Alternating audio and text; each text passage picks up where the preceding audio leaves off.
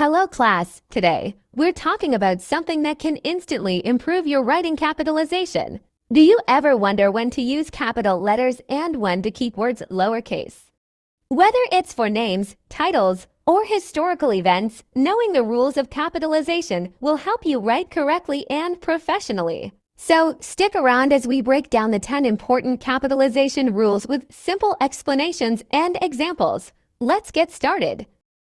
Have you ever seen a sentence that just looks off?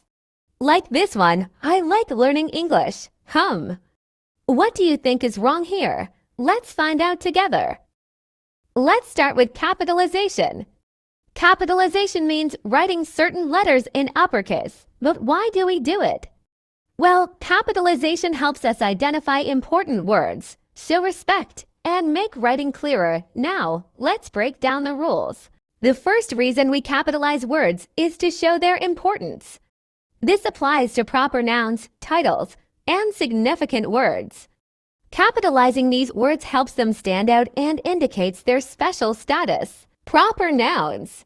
Names of specific people, places, or things must always be capitalized. Example, I met Maria in Paris last summer.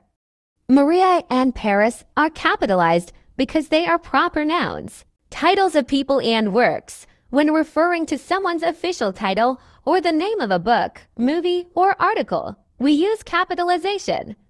Example, I met President Marcos yesterday. President Marcos are capitalized to show importance. So next time you write a name or a title, remember to give it the proper respect with a capital letter. Capitalization isn't just about importance, it's also about following grammatical rules. Some words must always be capitalized to keep writing clear and correct, the first word in a sentence. Every new sentence must begin with a capital letter. Example, the sun is shining today. The pronoun I, the word I is always capitalized, no matter where it appears in a sentence.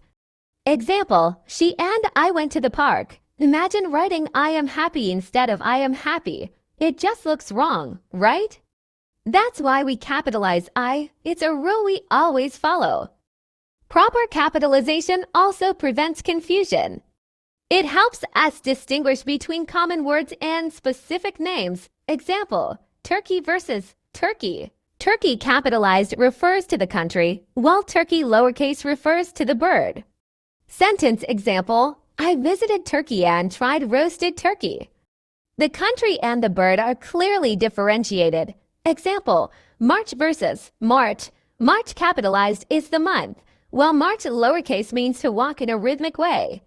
Sentence example, in March, soldiers marched during the parade. See, just a small capital letter can change the entire meaning of a word. So be careful with capitalization to make your writing clear. Rule 1. Capitalize the first word of a sentence. Always start a sentence with a capital letter. This one is simple. Every sentence starts with a capital letter. Imagine texting your professor, "Can you check my assignment?" Oh, that lowercase C just made you look a bit careless. Always capitalize the first word. Example, the sun is shining brightly today. Rule 2. Capitalize proper nouns, names of specific people, places, and things names matter. Always capitalize them. Names deserve respect, right? So whether it's a person, city, or landmark, capitalize it. You wouldn't write Maria visited Paris. That just looks weird. Example, Maria visited Paris during the summer. Rule 3. Capitalize days, months, and holidays. Time is important. Monday blues, Christmas joyvies deserve capitals, but don't capitalize seasons. It's winter, not winter. Example, Monday, December, Christmas. Rule 4. Capitalize nationalities, languages, and religions. Filipino, Spanish, Japanese, Christianity always capitalized. It's about identity and respect. Example, Filipino, Spanish, Japanese, Christianity, Islam. Rule number 5. Capitalize titles before a name. We met Mayor John at the event. See, mayor is capitalized because it's used before the name. Now, here's something interesting. If the title is used as a substitute for the name or indirect address, it should be capitalized. Like this, I have an appointment with Dr. Ray's. When you're talking directly to the person, capitalize their title.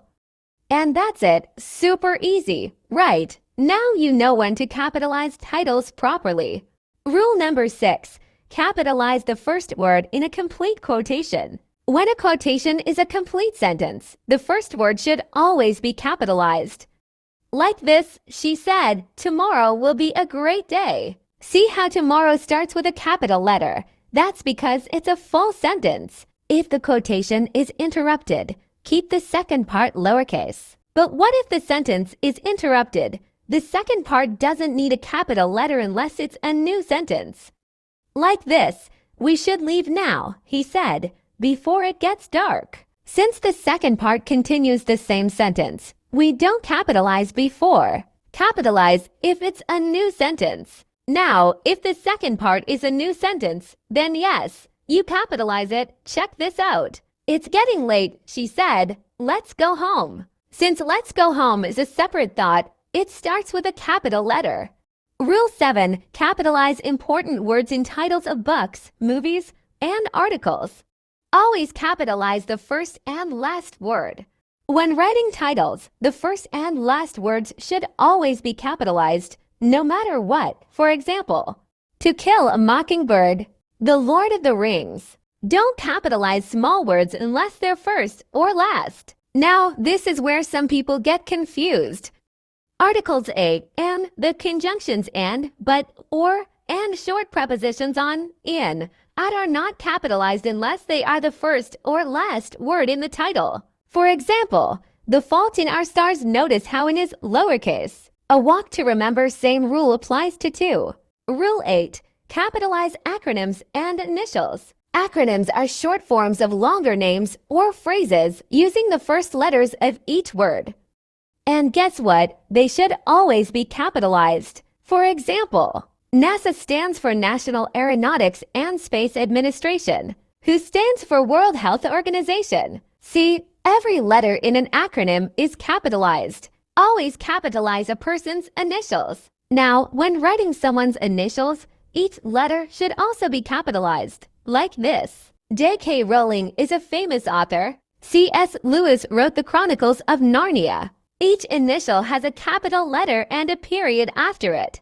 Rule 9. Capitalize historical events, periods, and documents. Historical events mark significant moments in history, and they should always be capitalized. For example, World War to change the course of history. The French Revolution began in 1789. See, every important word in these events is capitalized. Capitalize time periods. Next, let's talk about time periods. Whether it's an era, age, or movement, it should always be capitalized. For example, the Renaissance was a time of great artistic and intellectual growth. The Middle Ages lasted for several centuries. So remember, if it's a specific period in history, capitalize it. Capitalize important documents. Lastly, official historical documents should always start with capital letters. For example, the Declaration of Independence was signed in 1776. The Magna Carta influenced modern democracy.